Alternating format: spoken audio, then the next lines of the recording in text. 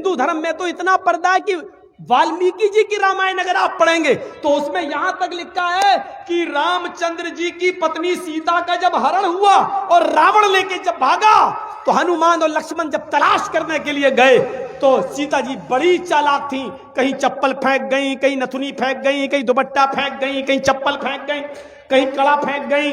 हनुमान एक एक चीज, ये चप्पल किसकी है? लक्ष्मण कहते मेरी भाभी की है, सीता की। चलो इसी रास्ते से ले गया। और आगे के दुपट्टा मिला, ये दुपट्टा किसका है? कहा ये दुपट्टा भी मेरी भाभी का है, सीता का। चलो और आगे चलो, इसी रास्ते से लेकर गया। और आगे बढ़े, एक एक चीज हनुमान जी देते गए और लक्ष्मण पहचानते गए। लास्ट में नाक में पहनने वाली नथुनी मिली, नथुनी। तो हनुमान ने कहा ये नथुनी किसकी है? जल्दी से लक्ष्मण ने कहा अरे यार हनुमान जी ये नथुनी नहीं मालूम है, ये शायद मेरी भाभी की होगी। हनुमान ने कहा सारी चीजें पहचान गए, नथुनी कह रहे होगी।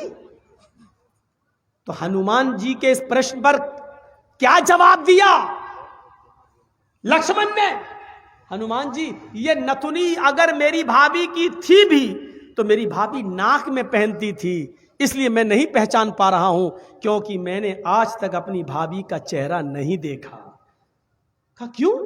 कह रहे वो मेरी भाई की पत्नी है सीता, मेरे भाई की राम की पत्नी है। मैं कौन होता हूं उसको देखने वाला, उस पर नजर डालने वाला, उसके चेहरे को देखने वाला? गौर करो, रामचंद्र जी के भाई लक्ष्मण ने अपनी सगी भाभी सीता जी का चेहरा नहीं देखा, देवर ने भाभी का चेहरा नहीं देखा।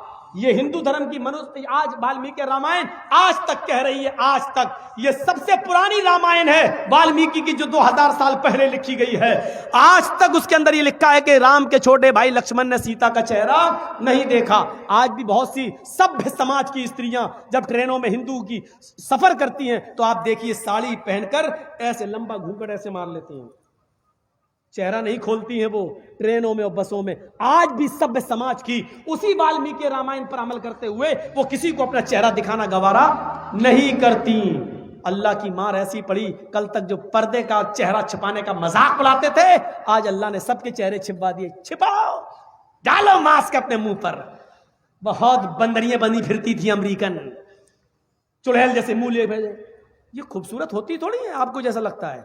अगर बारिश हो जाए ना सड़क पर बाजारों में तो इनका सारा क्रीम और पाउडर धुल जाएगा, इनकी औलाद इनको नहीं पहचान पाएगी कि मेरी अम्मा कहां गई। आप जिनके पीछा कर रहे हैं ये तो लिपस्टिक और क्रीम और पाउडर से लगती है 60 साल। आपको यकीन बता, मेरे इलाके का वाकया बता रहा हूं मैं आपको। 60 साल की बुढ़िया ने पहन लिया बुर्का, और खूबसूरत बुर्का, डिस्को बुर्का, फूल उल चढ़े हुए। अब 60 साल की बुढ़ी बेचारी चल रही है, बुर्का देखकर एक नौजवान उसका पीछा करने लगा। इतना खूबसूरत बुर्का था वो, नौजवान उसका पीछा करने लगा, चलने लगा। इसने पीछे मुड़ के देखा कोई लड़का मेरा पीछा कर रहा है, और लड़का ये समझा कि धीरे धीरे चल रही है, शायद मेरी वजह से लाइन दे रही है। वो अपने बुढ़ापे की वजह से धीरे धीरे चल रही थी, कमजोरी की वजह से। लड़का समझा लाइन दे रही है। थोड़ी देर के बाद जब ये आगे पहुंचा, लड़का और औरत, वो बुढ़िया समझ गई कि ये कमीना मुझे मेरा पीछा कर रहा है, तो उसने नकाब खोल दिया। खूबसूरत नकाब, बोल बूढ़े लगे, नकाब खोल के कहती बेटा मेरा पीछा क्यों कर रहा है, मैं तो तेरी अम्मा की उम्र की हूं। कब वक्त 2 घंटे की मेरी मेहनत बेकार कर दी बुद्धि ने, हमें क्या मालूम खोदा पहाड़ निकली चुईया। तो लड़के को भी गुस्सा आया, कहने लगा अरे अम्मा हम अपने लिए नहीं अपने अब्बा के लिए ढूंढ रहे थे। सोचा कुछ तो कह दूं इस बुढ़िया को, इस उम्र में तू इतना खूबसूरत बुर्का पहन के जा रही है, फूल सजे हुए। लड़का सोचने लगा जब बुर्का इतना खूबसूरत है तो बुर्के वाली कितनी खूबसूरत होगी, लगा उसका पीछा करते हैं। लक्ष्मण ने अपनी भाभी का चेहरा नहीं देखा। हर पढ़िए हदीस, अय अल्लाह के रसूल अराइतल हमवा या रसूल अल्लाह, अय अल्लाह के नबी देवर के बारे में आपका क्या ख्याल है? क्या मैं देवर से पर्दा करूं? एक ही घर में होते हैं, देवर और जेठ का आना जाना रहता है, हमारे अपने रिश्तेदारों का आना जाना रहता है। आए अल्लाह के नबी, क्या मैं देवर से भी पर्दा करूं? अल्लाह के नबी का जवाब ये था, हाँ दूसरों से पर्दे में कुछ कमी हो जाए तो चलेगा, दूसरों से पर्दे में कोई कमी हो जाए तो चलेगी, लेकिन देवर से पर्दे में कमी नहीं होनी चाहिए। अलहमुल मौत, देवर तो भाभी के लिए मौत है, देवर तो भाभी के लिए मौत है। जिस देवर से सबसे ज्यादा पर्दा है, आज हमारी औरतें, हमारी माँ बहनें देवर से ही सबसे ज्यादा खुली होती हैं। जो मजाक शौहर से भी नहीं करती वो देवर से कर लेती हैं। और एक हम हैं,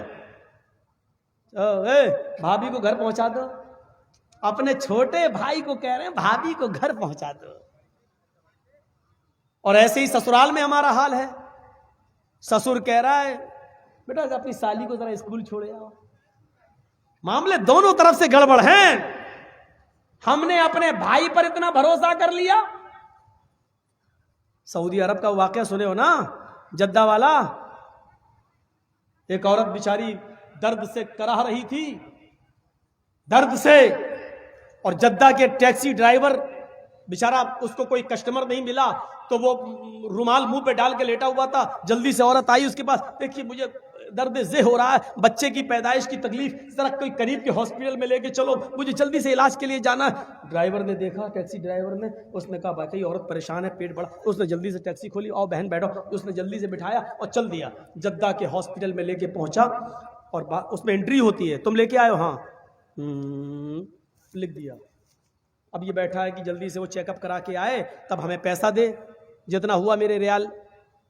उधर पता चला साहब उसको एडमिट कर लिया गया है, अभी वो 2-3 दिन रहेगी, आप उसके साथ आए हैं? इसने कहा जी। कहा ठीक है, उसको एडमिट कर लिया गया है। और उसने सोचा कि चलो अब हम चलें, 1-2 दिन के बाद आऊँगा, देख लूँगा अगर बच्चा अच्छा पैदा, अभी इतनी जल्दी छुट्टी थोड़ी हो जाएगी, डिलीवरी का मामला है, जब गुजरूंगा तब ले लूँगा पैसा। ऐसा वो चला गया। ये घर में जैसे ही लेटा, इशा के बाद सोया, फजर की नमाज जमात के साथ पढ़ने जाता था और फजर के बाद टैक्सी चलाता था।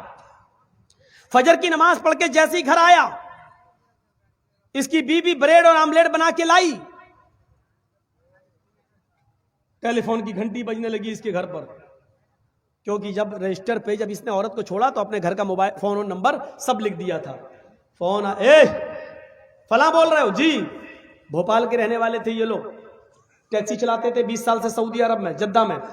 अच्छा तुम या अपने घर पे आराम कर रहे हो? का क्या हुआ? अरे कल तुम अपनी बीवी को हॉस्पिटल में छोड़ के गए हो ना, बच्चा हुआ है लड़का, आओ और अपनी बीवी को लेके जाओ यहां से। कहता है डॉक्टर दिमाग तुम्हारा ठीक है? बीवी? अच्छा हुआ ये फोन मैंने उठाया, कहीं मेरी बीवी ने उठाया हुआ होता तो कयामत आज ही आ गई होती। कहा आ रहे हो या मैं पुलिस भेजूं तुम्हारे घर? जिस औरत को यहां एडमिट कराने आए हो उसने कहा वही मेरा शौहर था जो यहां छोड़ के गया है। मैं आ रहा हूं, तेरा सत्यानाश जाए चुड़ैल डाइन। उसने टैक्सी चलाई और धर से चलाता हुआ चला गया। कहने लगा क्या बदतमीजी है?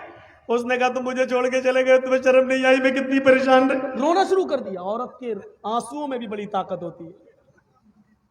वो कहने लगा ये क्या बदतमीजी है? डॉक्टर साहब ये मेरी बीवी नहीं है। डॉक्टर साहब नोक झोंक तो सब घरों में हो जाती है, थोड़ी सी लड़ाई हो गई, हमें यहाँ छोड़ के चला गया। नहीं मैं ये बेटा अरे मेरा नहीं है, चलो अपने घर के झगड़े अपने घर में खत्म करो, चलो। उसने कहा ऐसा है चेकअप कर लो। चेकअप कहा डीएनए टेस्ट करे। ये लड़का आदमी तैयार, कहने लगा ठीक है मैं डीएनए टेस्ट करूंगा। मामला इतना बढ़ गया कि डीएनए टेस्ट की नौबत आ गई। जब इसका ब्लड निकाला जाने लगा और लड़के का ब्लड, तब औरत क्या कहती है डॉक्टर साहब डीएनए टेस्ट कर लीजिए, लेकिन मशीन कभी कभी गलत रिपोर्ट भी दे देती है। अब ये आदमी चिल्लाते हुए कहता चुप, गलत रिपोर्ट दे देती है। अभी पता चलता है 2 घंटे के बाद 3 घंटे बाद जब रिपोर्ट आएगी, या 2 दिन 3 दिन के बाद, तब पता चलेगा। डॉक्टर साहब इसको यहीं रखिए, 2 दिन के बाद रिपोर्ट आएगी, मैं यहाँ हूं। 2 दिन के बाद गया, डॉक्टर साहब क्या आया? डॉक्टर साहब ने कहा बिल्कुल गलत, ये तुम्हारा बेटा है ही नहीं, जाओ। वो औरत पैर पे गिर गई। डॉक्टर साहब मैंने कहा था ना कि मशीन की रिपोर्ट कभी कभी गलत आ सकती है। आई, अल्लाह की कसम यही मेरा पति है, यही मेरा हस्बैंड है, यही मेरा आदमी है। डॉक्टर कहता है औरत नकले मत दिखा, चल ये तो इसका बेटा है ही नहीं, साफ साफ रिपोर्ट में आ गया ये बेटा किसी और का है, इसका नहीं है। वो कहने खूब रोई। डॉक्टर कहता मेरी बहन मैं तुम्हें कैसे बताऊं, इस आदमी की रिपोर्ट इतनी डेंजर है, इस आदमी की रिपोर्ट में तो ये आया है कि ये जिंदगी में कभी बाप बन ही नहीं सकता।